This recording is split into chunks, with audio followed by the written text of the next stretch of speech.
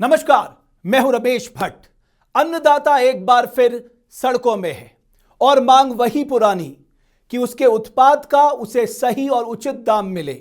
यानी वो एक लीगल गारंटी एमएसपी के तौर पे चाहता है अपने सभी उत्पादों की। साथ ही किसानों का यह भी कहना है कि एक बार वो 60 वर्ष पूर्ण हो जाए तो उनको पेंशन मिलनी चाहिए। ऐसी कुछ मांगे उन्होंने लंबे समय से भारत सरकार के सामने रखी हैं। लेकिन अब जो स्थिति दिख रही है और जो तस्वीरें सामने आ रही हैं वो वाकई पीड़ा देने वाली तस्वीरें हैं। कोई भी व्यक्ति इस भारत का नहीं चाहता कि जो अन्नदाता उसके लिए अनाज उगाता है वो सड़कों पे संघर्ष करता दिखाई दे, उस पे वाटर कैनन की बरसात की जाए, उस पे आंसू गैस के गोले जोड़े जाएं, उसको रोका जाए। कोई नहीं चाहता।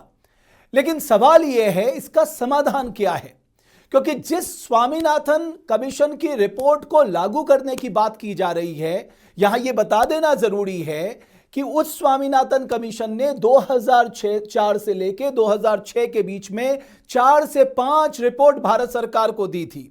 और उसमें जो सबसे बड़ा फॉर्मूला था किसानों के लिए था वो था C2 प्लस 50%, यानी cost of input, cost of land plus 50%। यह फॉर्मूला दिया गया था। लेकिन आप सोचिए, इस देश में कोई भी व्यक्ति अपने उत्पाद के दाम तय कर सकता है, यानी उसे मार्केट में मिनिमम रिटेल प्राइस में बेच सकता है, जिसे हम एमआरपी के नाम से जाना जाता है। लेकिन केवल किसान समुदाय इस देश में एक ऐसा है जो अपने फसलों के दाम नहीं तय कर सकता और उसको उसके फसल का बेहतर दाम मिले ताकि किसान किसानी करे, उसकी आने वाली आबादी किसानी करे, हमारे देश में अन्न की दिक्कत ना हो, हम कहीं इंपोर्ट करने की स्थिति में ना पहुंच जाएं। इसके लिए बहुत जरूरी है वर्तमान में जो परिदृश्य चल रहा है उसका समाधान निकालने की। और इस महत्वपूर्ण विषय पर चर्चा करने के लिए देवभूमि डायलॉग के मंच पे जुड़े बहुत ही खास मेहमान, भारतीय कृषक समाज के राष्ट्रीय अध्यक्ष डॉक्टर कृष्णवीर चौधरी, जो एमएसपी कमेटी जो भारत सरकार ने बनाई है उसके एक प्रमुख सदस्य भी हैं। डॉक्टर चौधरी, बहुत बहुत धन्यवाद देवभूमि डायलॉग से बातचीत करने के लिए। ये जो तस्वीरें आज दिखाई दे रही हैं वो वाकई हम सबको पीड़ा देती हैं, क्योंकि कोई भी भारत का व्यक्ति कभी नहीं चाहेगा कि किसानों के ऊपर वाटर कैनन का इस्तेमाल हो, आंसू गैस का इस्तेमाल हो, उनके लिए बैरिकेड लगाए जाएं। क्यों नहीं समाधान निकाल पा रही भारत सरकार? रमेश जी, समाधान के लिए ही कमेटी बनाई गई थी और संयुक्त किसान मोर्चा से 3 नाम मांगे गए थे उनके प्रतिनिधियों के। वो इसलिए कि आप अपने 3 नाम दे दीजिए जिससे वो बराबर भागीदारी हो और जो उनकी राय है उस पर सलाह मशवरा जो है सब मिल बैठ के करें और एक अच्छा ठीक रास्ता निकालें। कमेटी के 36 के करीब बैठक हो चुकी हैं, जिसमें 11 मीटिंग तो ऐसी हैं जो पूरी कमेटी की हुई हैं, बाकी अधिकारियों की हुई हैं। दुनिया के तमाम देशों के मॉडल, भले वो यूरोप का है, अमेरिका का है, ब्राजील का है, ऑस्ट्रेलिया का है, चाइना का है और साउथ ईस्ट एशिया के देशों के भी, उन सब के देशों के बाजार की व्यवस्थाओं का पूरी तरह स्टडी किया गया है, हर देश का, कि क्या परिस्थितियां और कैसे उन्होंने अपने देश के किसानों को बचा रखा है, कैसे उनके किसानों को भाव मिल रहा है। उस सब पर जो है बातचीत करने के लिए जो कमेटी बनाई गई थी पूरी तरीके से काम किया गया है। और अब स्थिति एक और भी बात मैं आपको बताऊं, हमारी जो परिस्थितियां रही हैं वो सिर्फ और सिर्फ बाजार की मंडी के ऊपर निर्भर किसान को बनाया गया। इस बात से पहले चौधरी महेंद्र सिंह टिकैत ने भी सरकार से कितनी बार मांग की थी कि भाई बाजार खोला जाना चाहिए। मोनोपोली जो है मंडियों की, वो किसानों के शोषण का सबसे बड़ी परेशानी है। तो मेरा निजी रूप में भी ये मानना रहा है, मैंने कमेटी में भी इस बात को कहा है कि दुनिया के तमाम बाजारों के मॉडलों को स्टडी किया है, एक एक देश की स्टडी को करा लिया है। अब क्या चाहते हैं? हम चाहते हैं किसान को उसकी उपज का लाभकारी मूल्य मिले। वो तब मिलेगा जब हम किसान को बाजार में खड़ा करने के लिए बाजार खोलेंगे। बट डॉक्टर चौधरी, लाभकारी मूल्य तब मिलेगा जब 2004 से 2006 के बीच में डॉक्टर स्वामीनाथन, जिन्हें भारत सरकार ने अभी भारत रत्न दिया है, जो ग्रीन रेवोल्यूशन के जनक माने जाते हैं भारत में, उन्होंने 5 रिपोर्टें सौंपी और उन्होंने एक फॉर्मूला दिया। उन्होंने फॉर्मूला दिया C2 + 50%। इस फॉर्मूले में दिक्कत कहां आ रही है? अब ये जो आयोग की रिपोर्ट बनी थी, तो उसमें तो मेरा खुद का योगदान है उस आयोग की रिपोर्ट बनवाने में। डॉक्टर स्वामीनाथन ने मेरे साथ कितने घंटे बैठ बैठ के चर्चा की है, डिस्कशन किया। रिपोर्ट तो बनाने में सभी का योगदान हम लोगों का रहा है। स्थिति ये है रमेश जी कि जो मंडी है, वो जो एपीएमसी एक्ट की मंडी है, वो प्रदेश सरकारें उसका लाइसेंस देती है, वो प्रदेश सरकारों के कंट्रोल में होती हैं। केंद्र सरकार जो न्यूनतम समर्थन मूल्य की घोषणा करती है, अब तक की व्यवस्थाएं हैं, आज उसमें सुधार की आवश्यकता ये है। पहली बात तो ये है कि मंडी में जो नीलामी होती है वो उनकी मर्जी से होती है। किसान तो वहां बिल्कुल अनाथ की तरह जाके खड़ा हो जाता है और इसलिए उसका शोषण होता है। जब किसान का माल आता है तो दाम गिरा दिए जाते हैं जानबूझकर, और जब वो गोदाम में चला जाता है तो दाम बढ़ाए जाते हैं। इस बात को मैं आपसे दावे के साथ कहता हूं, मैंने कमेटी के अंदर बहुत निष्पक्ष तरीके से इस बात को रखा है। सरकार ने फार्मर प्रोड्यूसर ऑर्गेनाइजेशन जो 10,000 बनवाने की योजना है, वो उद्देश्य यही है कि किसान अपना माल खुद प्रोसेसिंग करे, पैकिंग करे और उपभोक्ता को बेचेगा, तभी जान बचेगी। अब वर्तमान परिस्थितियों में एक और सुधार किया गया है। सहकारिता मंत्रालय जो अलग बनाया गया है अभी, सहकारिता के जो पैक्स हैं वो लगभग डिफंक्ट थे। 67,000 सोसाइटियां इस देश के अंदर हैं, लेकिन वो हर क्षेत्र में काम कर रही हैं। कुछ ऐसी हैं जो काम नहीं करती, तो उनको माल के खरीदने में और उसको गोदाम में रखने की व्यवस्थाओं के लिए उनको जो पैसे की व्यवस्था करी है सरकार ने अभी, इसलिए कि प्राइमरी सोसाइटी जो है वो सीधे किसानों से जुड़ी हुई है। आप पहाड़ के किसी भी ब्लॉक में चले जाइए, वहां आपको प्राइमरी एग्रीकल्चर क्रेडिट सोसाइटी मिल जाएगी आपको। उनका उद्देश्य जो था उसमें अब सुधार किया जा रहा है, और अब उनको किसानों के माल के खरीद में उनकी भागीदारी करने के लिए सरकार ने प्लानिंग कर ली है। डॉक्टर चौधरी, मैं क्योंकि उत्तराखंड में रहता हूं, मैं पहाड़ के किसानों की वेदना आपको बता सकता हूं। वो कितनी मेहनत करते हैं, लेकिन जब बाजार में अपना उत्पाद लेके आते हैं, जितना उनकी लागत लगी है उतना पैसा भी उनको नहीं मिल पाता। अब आप सोचिए, ये तो सबसे बड़ा घोर अन्याय है। जिनके अन्न की बदौलत हमारा आपका सबका परिवार चल रहा है, इस देश का भरण पोषण चल रहा है, वो सड़कों पे है। उसकी वेदना को कौन समझेगा? नहीं, वेदना को तो सरकारों को ही समाधान करना उनका दायित्व बनता है, इसमें कोई दो राय नहीं। मैं आपसे पूरी तरह सहमत हूं, लेकिन किसानों के नाम पर जिस तरीके से इंटरनेशनल एंटी नेशनल फोर्सेस के हाथ में खिलौना बनना है, ये देश के हित में नहीं है रमेश जी। एमएसपी को कब मना किया कि किसान को एमएसपी से काम नहीं चलेगा? किसान के आलू की, टमाटर की, प्याज की, पहाड़ के तमाम सब्जियों को देख लीजिए। अब मैंने 3 बड़ी फसल बताई, उनकी क्या दुर्गति होती है, वो तो एमएसपी में नहीं आती। तो कमेटी में आलू, प्याज और टमाटर की व्यवस्था को कैसे सुधारने की बात करें, इस तक पर भी योजना पे काम किया जा रहा है। ऐसा नहीं है कि सरकार काम नहीं करवा रही है। प्रधानमंत्री ने 2 बातें साफ रखी हैं कमेटी के जब बनाया है, पारदर्शिता हो और देश के छोटे और गरीब किसानों को उनकी उपज का लाभकारी मूल्य मिले। लाभकारी मूल्य मिले तो लाभकारी मूल्य में मैं एक बात आपके सामने कह रहा हूं, ये आंदोलन जब करने आए थे, इन्होंने कितने फार्मर प्रोड्यूसर ऑर्गेनाइजेशन बनवाए हैं? मुझे एक ये बता दे कि इन्होंने 300 किसानों का ये संगठन बनवाया, इन्होंने किसानों से माल खरीदा और उसको इन्होंने प्रोसेसिंग किया, उसके बाद इन्होंने पैकिंग करके उपभोक्ता को बेचा। सरकार बराबर पैसा दे रही है हर एफपीओ को, लेकिन नहीं, काम नहीं करना चाहती। आपको मैं बताता हूं, जम्मू कश्मीर में भारतीय कृषक समाज की यूनिट ने लगभग 1600 एफपीओ बनवा लिए हैं। सबसे ज्यादा दूध और मक्का के एफपीओ में अभी 7 तारीख में वही था। और डॉक्टर साहब, जो आपकी कमेटी बनाई गई थी, जैसा कि आपने कहा, उसका मैंडेट है ना किसानों को लाभकारी मूल्य मिले। छोटे और मझोले जो तकरीबन 90% किसान हैं इस देश के, उनको ये फायदा मिले। तो फिर वो कमेटी अभी तक क्या कर रही है? बीरबल की खिचड़ी नहीं पकानी है ना साहब। आपको पता है किसान पिछले 75 साल से इंतजार ही कर रहा है बस। अब भाई उसका भी तो एक, वो भी तो, उसकी भी तो एक, मतलब मैं कहूंगा वो कब तक रुकेगा साहब? उसकी कैपेसिटी भी जितनी है वो खत्म हो चुकी है अब। लेकिन ये जो आंदोलन है ये किसान के लिए नहीं है। किसान के लिए तो आप भी हैं, किसान के लिए हम भी हैं, किसान के लिए बहुत लोग हैं इस देश के अंदर जो काम कर रहे हैं। ये 2024 के चुनाव का एजेंडा जॉर्ज सोरोस का एजेंडा चला रहे हैं, ये उसकी टूल किट पे ये सब चल रहा है। ये किसानों के नाम पर इस तरीके का देश विरोधी ताकतों के हाथ का खिलौना बनना, रमेश जी, हमारे लिए राष्ट्र बड़ी पहले है और देश के अन्नदाता है हमारे लिए। अरे तो वो अन्नदाता जिनको आप टूल किट कह रहे हैं, वो भी तो इस राष्ट्र के ही किसान है जिन्होंने सालों साल यहां पर लोगों का पेट भरा है। मतलब कैसे हम कह सकते हैं साहब ये राष्ट्र विरोधी है? चलिए एक समय के लिए मैं आपकी बात मान भी लूं तो ये तो सरकार का फेल्योर है, ये तो सरकार का दुगुना फेल्योर है। फिर सरकार को अपनी एजेंसी से ये सब जानकारी पहले ही रखनी चाहिए थी।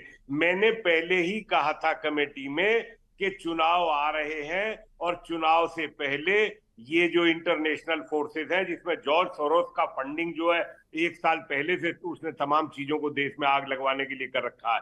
ये सबको पता है एजेंसीज को कि जॉर्ज सोरोस फंडिंग करके इस चुनाव से पहले आग लगवाने के हथकंडे अपना रहा है। और ये सब पंजाब से ही होता है।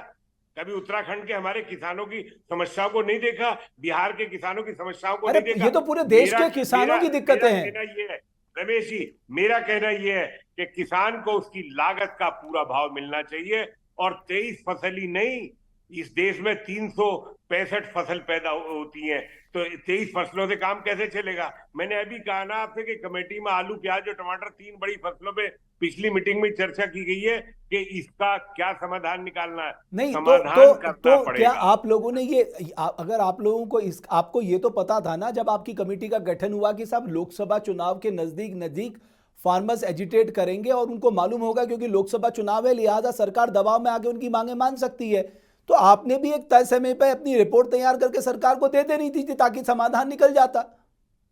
रमेश जी, जो किसान प्रतिनिधि हैं उसके अंदर अपनी बात हमने स्पष्ट रूप में रख दी है और हमारा सबसे पहला मुद्दा है कि किसानों को उनकी उपज का लाभकारी मूल्य दिलवाने की व्यवस्था करनी है इस देश के बाजार में।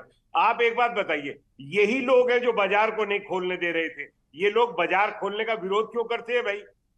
आज जब बाजार नहीं खुलेगा और मोनोपोली मंडी की रहेगी तब तो शोषण होता रहेगा। हम बराबर कह रहे हैं बाजार खोलना पड़ेगा। और एक बात और मैं आपको बता दूं, बाजार खोल के ऐसी व्यवस्थाएं लागू करने के लिए मैंने सुझाव दिया है कि एमएसपी से कम पर कहीं कोई खरीदी देश के अंदर ना हो। ये हमारा सुझाव है। नहीं तो अगर आज भी अगर आप देखेंगे जिन उत्पादों के एमएसपी डिक्लेयर होते हैं बहुत न्यूनतम लोगों को उसका फायदा मिल पाता है। तो आपको एक ऐसी व्यवस्था करनी होगी, अगर कल आप किसी भी उत्पाद के एमएसपी प्राइस डिक्लेयर कर रहे हैं, कम से कम फार्मर्स को उस एमएसपी का फायदा मिले। बिल्कुल ठीक कह रहे हैं आप। जो एमएसपी का फायदा तभी मिलेगा। देखिए रमेश जी, जब आप बाजार खोलने देंगे, और ये लोग बाजार नहीं खोलने देना चाहते, बाजार के खोलने के विरोधी हैं। आप मुझे एक बात बताइए, अगर किसी उत्पाद के 4 ग्राहक होंगे तब उसका उपज का ठीक भाव मिलेगा, या एक आदमी है ग्राहक बस, उसी के मजबूरी है, आप उसी के रहमो करम पर है, मंडी के रहमो करम पर इस देश का किसान को जो रखा गया है वो शोषण का सबसे बड़ा अपराध है। पॉलिसीज में डिफॉल्ट है और स्टेट गवर्नमेंट जो है वो कुछ नहीं करती है इसमें। स्टेट गवर्नमेंट का सब्जेक्ट है एग्रीकल्चर, केंद्र का है, दोनों को मिलके करना होगा। स्टेट गवर्नमेंट तो मुझे लगता है कि जितनी भी राज्य सरकारें हैं कुछ को छोड़कर ज्यादातर तो कृषि पे कोई ज्यादा ध्यान देती नहीं है। अगर आप फिफ्थ 5 ईयर प्लान से बजट देखेंगे वो लगातार गिरता ही गया, चाहे वो केंद्र का हो चाहे वो राज्यों का है। केंद्र ने 10th 5 ईयर प्लान के बाद बढ़ा दिया, लेकिन राज्य सरकार आज भी उसी स्थिति में है। अब राज्य सरकार का भी एक तर्क है डॉक्टर चौधरी, उसे हमें समझना होगा। जैसे मध्य प्रदेश और हरियाणा ने 2 मॉडल अपनाए जिसको कहा गया पीडीपी, प्राइस डेफिशिएंसी पेमेंट्स, यानी जो मार्केट प्राइस है, जो एमएसपी है, जो ज्यादा है उसका अंतर का भुगतान राज्य सरकार कर दे। यह एक फॉर्मूला तीसरा फॉर्मूला बताया जाता है।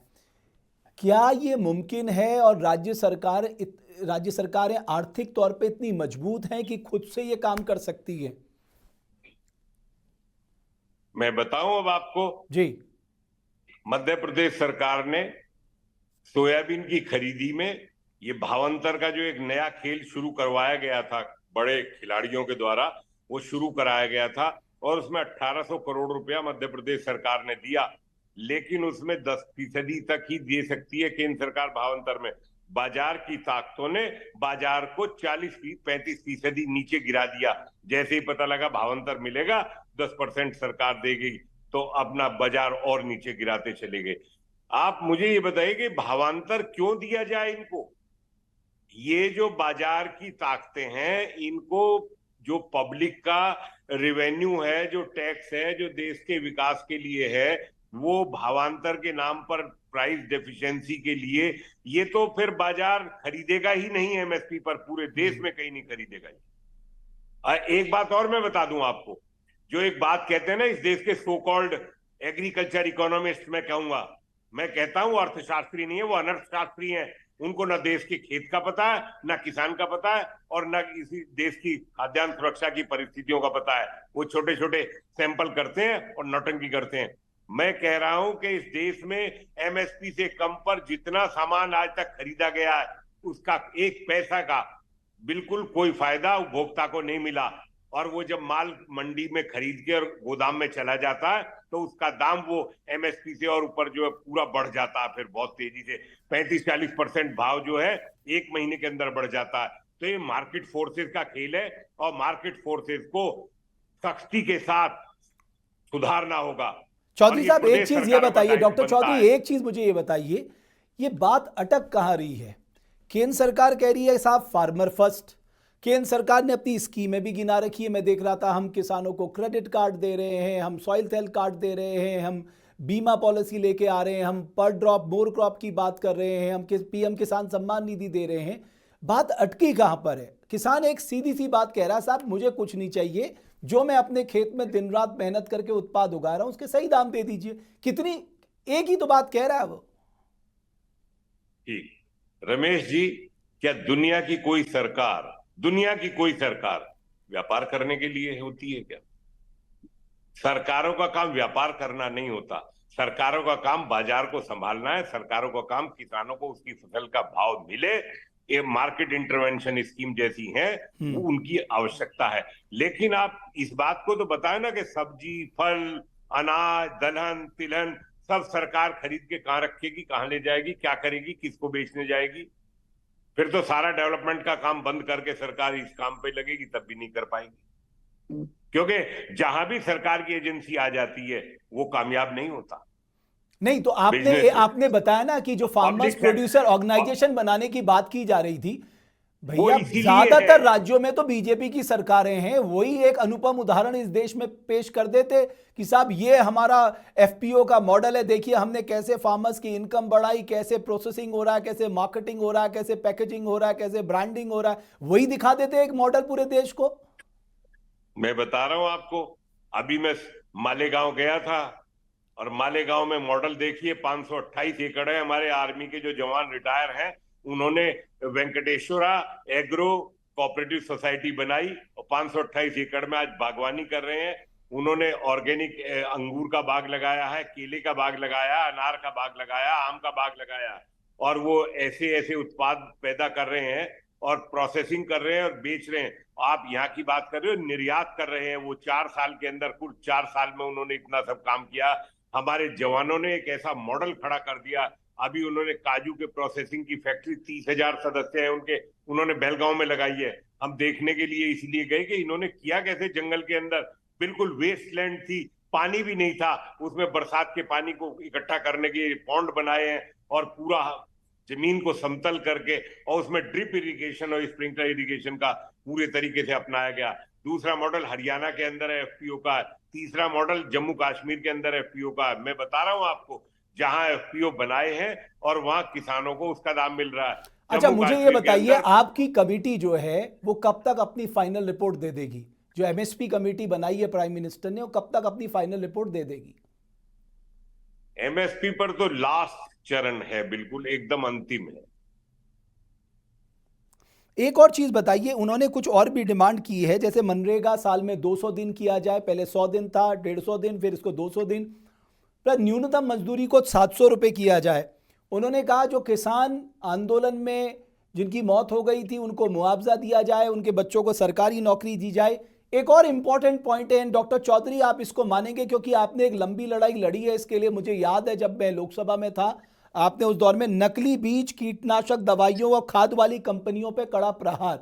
अब आप सोचिए, कुकुर मुत्ते की तरह ऐसी कंपनियां फैल गई हैं जो नकली खाद, नकली दवाइयां, नकली पेस्टिसाइड ये सब बना रही हैं। तो उनकी ये 3-4 डिमांडें, इन पे भी मैं आपकी टिप्पणी चाहूंगा। पहली बात तो ये है रमेश जी कि मैं अंतिम पॉइंट से करता हूं शुरू। नकली बीज की बात है, केंद्र सरकार ने अभी नेशनल लेवल पर 3 बड़ी कोऑपरेटिव सेक्टर की सोसाइटी खड़ी कर दी है। वो बीज के लिए सबसे पहली आवश्यकता है, बीज खुद सरकार की जो कोऑपरेटिव का सेक्टर होगा वो उसमें व्यवस्थाओं में इंटरवीन करेगा, खुद पैदा कराएगा किसानों से, उनको भाव देगा अच्छा, और बीज भी मुहैया करेगा। दूसरी कोऑपरेटिव सोसाइटी है ऑर्गेनिक प्रोड्यूस का, जो बाजार की दिक्कत किसानों के सामने थी उसके खरीद के लिए बनाई है, वो भी नेशनल लेवल पर बनाई है। तीसरी सोसाइटी बनाई है निर्यात को बढ़ावा देने के लिए। जब हम निर्यात नहीं करेंगे तो फिर क्या करेंगे, निर्यात को बढ़ावा। ये 3 ऐसे बड़े काम इस देश में शुरू करे गए हैं अभी, जो तीनों नेशनल लेवल की कोऑपरेटिव सोसाइटी बनाई है। ये इससे मैं सहमत हूं कि नकली बीज और नकली खाद और नकली दवाइयां और किसानों का शोषण फर्जी तरीके से होता रहा है, बिल्कुल सही। दूसरी बात आपने कही कि मनरेगा, जो मनरेगा, मैं मनरेगा पे आता हूं, आपको मेरी राय पता है। मैं एक बात पूछता हूं, ये जो कामरेड ने यूपीए 1 में मनरेगा चुनाव जीतने के लिए बनवाई थी, उस मनरेगा में अब तक कितने लाख करोड़ रुपया गया है, पहली बात। दूसरी बात, उसकी प्रोडक्टिव ग्रोथ क्या है, उसका एम्प्लॉयमेंट जनरेट का परसेंटेज क्या हुआ, क्या वो काम लेबर से ही कराया गया या जेसीबी और मशीनें लगा लगा के काम कराया गया और पेमेंट दिखाया गया मनरेगा के एम्प्लॉय का। मनरेगा में जितना भ्रष्टाचार इस योजना के अंदर देश में प्रदेश सरकारों के द्वारा किया गया, शर्म आती है। ये मुद्दा नहीं था मेरे कहने के लिए, लेकिन ये कामरेड कभी नहीं सुधरेंगे, ये नहीं सुधरेंगे। इनसे ये बताइए कि 3 लाख करोड़ रुपया अगर किसी योजना में दिया गया, उसकी प्रोडक्टिविटी क्या है, उसका आउटपुट क्या है, उसका इंफ्रास्ट्रक्चर कहाँ है, उसमें एम्प्लॉयमेंट कितना गया। डॉक्टर चौधरी, अगर मान लीजिए मैं आपके तर्क को भी ले लूं, आप कह रहे हैं कॉमरेडों ने शुरू की, भाई बीजेपी ने भी तो उसे कंटिन्यू किया है, यूपीए 1 में कराई, यूपीए 1 में शुरू हुई, लेकिन एनडीए भी तो उसे लगातार कंटिन्यू कर रही है ना। तो इसका मतलब वो भी देख रही होगी ये फ्रूटफुल है, लोगों को कम से कम रोजगार मिल रहा है, रूरल इकोनॉमी थोड़ा सा उसमें स्ट्रेंथन हुई है। नहीं नहीं, बिल्कुल नहीं। ये इनकी मजबूरी है इस सरकार को चलाए रखना, क्योंकि किसी भी योजना को या फ्री का जब मिलता है तो उसे वापस लेने के लिए, आप आरक्षण को देख लो, 10 साल के लिए दिया गया था, आज तक किसी सरकार की हिम्मत नहीं हुई आरक्षण को खत्म करने की। आप मनरेगा की बात कर रहे हो, फ्री में जब 2014 का चुनाव जीतने के लिए दोबारा फ्री में राशन बंटवाने की शुरू कराई थी, अब ये कोरोना में जरूरत पड़ी उस योजना की। आज तो 80 करोड़ लोगों को मिल रहा है। आज 80 करोड़ लोगों के लिए राशन जा रहा है। क्या उनको 80 करोड़ को जरूरत है, क्या मैं आपसे पूछ रहा हूं, क्या है? नहीं, जरूरत, जिनको जरूरत है उनको दिया जाना चाहिए। मैं कभी इस बात का विरोध नहीं करता। जो गरीब है, जिसके पास खाने के लिए नहीं है, उसको फ्री राशन देना सरकार को अच्छा योजना है। लेकिन जो पैदा कर रहे हैं, जो अच्छी तरीके से गाड़ियों में घूम रहे हैं, मोटरसाइकिलों में घूम रहे हैं, ट्रैक्टर चला रहे हैं, खुद पैदा कर रहे हैं, उनको भी छोड़िए। जो घरों में टेलीविजन देख रहे हैं, घर में फ्रिज रखे हुए हैं, घर में कूलर चल रहे हैं, उनको भी फ्री में राशन दे रही है सरकार, इसलिए कि 14 से पहले, चुनाव से पहले दिया था, वापस लेने की हिम्मत नहीं है। मेरी कमी यह है कि मैं सही बात को कह देता हूं, वो सरकार को भी अच्छी नहीं लगती मेरी बात जो है, मैं जानता हूं इस बात को, लेकिन फिर वो वही है कि राजनीति की वजह से उस योजना को जारी करा गया है, जबकि ये योजना आखिरी सवाल डॉक्टर चौधरी, मैं एक आखिरी सवाल आपसे जानना चाहता हूं, समाधान क्या है? अगर हम देखें, जो तस्वीरें कोई भी भारतीय देखेगा उसे पीड़ा होगी साहब, तो इसका समाधान क्या है? समाधान कैसे निकलेगा? समाधान निकलेगा, किसान को बाजार में खड़ा करना पड़ेगा, किसानों को कोऑपरेटिव सेक्टर को अपनाना होगा, ईमानदारी का कोऑपरेटिव, वो नहीं जो पहला कोऑपरेटिव चल रहा था, ईमानदारी की कोऑपरेटिव सेक्टर को अपनाना है, एफपीओ में आना पड़ेगा। आप जब तक बार्गेन पावर नहीं होगी, कैसे करेंगे आप? और जब 300 लोगों का ग्रुप होगा, 200 लोगों का ग्रुप होगा, वो बार्गेनिंग कैपेसिटी बढ़ती है, और उससे जब तक आप दुनिया के किसी भी विकसित देश का मॉडल उठा के देख लीजिए, तो हमने तो देख लिया, वो जब तक बाजार में उपभोक्ता तक अपना माल नहीं पहुंचा रहे, ये जो युवा बेरोजगार गांव में घूम रहे हैं, पहाड़ पे घूम रहे हैं, हर जगह घूम रहे, उनको रोजगार देने के लिए आपके पास सिर्फ और सिर्फ एग्रो प्रोसेसिंग सेक्टर है। जब आपके यहाँ कितना एग्रो प्रोसेसिंग हो रहा है, छोटे छोटे देशों में 92, 94, 96% तक जो है सब्जी फलों का एग्रो प्रोसेसिंग होता है। देखिए, लीडरशिप तो वो होती है कि मिलेट, जिसको दुनिया के देशों को, देश के प्रधानमंत्री की लीडरशिप की देखिए आप मजबूती, कि मिलेट को पूरी दुनिया का खाद्य पदार्थ बना दिया। आप तो उनके पिज्जा और बर्गर को यहाँ घुसा के और बाजार बनवाया था आपने, तो उदारीकरण के नाम पर आपने उनको खाने का बाजार सौंप दिया था, और आज मिलेट का बाजार खड़ा करा जा रहा, रागी का, महुए का आज बाजार खड़ा करा गया। ये एक झटके के अंदर नहीं हुआ, ये एक योजना के तहत आज दुनिया के लोग मिलेट की वैल्यू समझते हैं। और तभी तो जब बाजार होगा तो आपको भाव मिलेगा, बिना बाजार के भाव नहीं मिलेगा। और शोषण भी किया तो बाजार की ताकतों ने किया। हमारा कहना यह है कि बाजार को खोलिए, बाजार को खोलिए और उसमें एक राइडर लगाइए कि एमएसपी से कम पर बाहर जो है कोई खरीदी नहीं होगी। जो बाजार खोलने की बात मैं कह रहा हूं, जो छोटे छोटे गांव हैं, हाट हैं, छोटी छोटी मंडियां हैं, गांव के अंदर है, वहां एमएसपी से कम पे खरीद नहीं होगी। जब वहां सुधार हो जाए, आधे से ज्यादा माल वहां बिकता है किसानों का, छोटे किसानों का। छोटे किसान तो वही कितना है, उनका होता ही कितना है, 1 कट्टा 2 कट्टा, वो कहाँ ट्रैक्टर में भर के वहां बड़े शहरों में लाते हैं क्या? नहीं, वो वहीं के वहीं बिकता है। तो मेरा सुझाव तो ये है कि बाजार खुलना चाहिए और उस पर बाहर जितना भी माल की खरीदी होती है खोल के बाजार को, वो एमएसपी से कम पर ना हो और उसमें एक पेनल्टी क्लॉज रखा जाए। मेरी निजी राय, मेरे कई मित्र उसमें सहयोगी भी हैं, उनकी भी राय को मैंने कहा कि भाई मेरी राय तो ये है, किसान को बचाना है और इसमें कुछ और एडिशन करने जरूरी हैं। सिर्फ 23 फसलें नहीं, और भी फसलें आपको जोड़नी पड़ेंगी। ठीक है, बहुत धन्यवाद। फसलों का मतलब है बड़ी बड़ी सब्जियों की बहुत बर्बादी है। एक दौर पे तो 50,000 से 1 लाख करोड़ के खाद्यान्न सब्जियों की बर्बादी, ये स्टैंडिंग कमेटी की रिपोर्ट में आया साहब। डॉक्टर रामगोपाल यादव तब थे वहां पर। चलिए, समय मेरे पास समाप्त हो गया। डॉक्टर चौधरी, कभी मैं लंबी चर्चा करूंगा इस मुद्दे पर, जब आपकी रिपोर्ट आ जाएगी जाहिर तौर पे हम उस पर चर्चा करेंगे। बहुत धन्यवाद। लेकिन अन्नदाता के लिए बहुत जरूरी है कि वो जो मांग कर रहा है, कि जिसके लिए वो दिन रात अपने खेतों में मेहनत कर रहा है, उसका उत्पाद जब वो बेचने जाता है, उसकी बस इतनी सी डिमांड है कि उसका जो मूल्य है, जो उसकी कॉस्ट है, वो निकल जाए और उसको एक लाभकारी मूल्य मिले, जो हर कोई चाहता है। हम नौकरी करते हैं, हम अच्छी तनख्वाह चाहते हैं। कोई व्यापार कर रहा है, वो उसमें मुनाफा चाहता है। कोई बिजनेस कर रहा है, वो उसमें प्रॉफिट चाहता है। एक किसान भी चाहता है कि साहब उसके उत्पाद का लाभकारी मूल्य मिले। मुझे नहीं लगता इसमें कुछ गलत है। और अब समय आ गया है, बहुत समय बीत चुका है इस देश के अन्नदाताओं का, उनका लाभांश या उनके उत्पाद की सही कीमत जरूर मिलनी चाहिए। बहुत बहुत धन्यवाद हमारी इस खास पेशकश को देखने के लिए।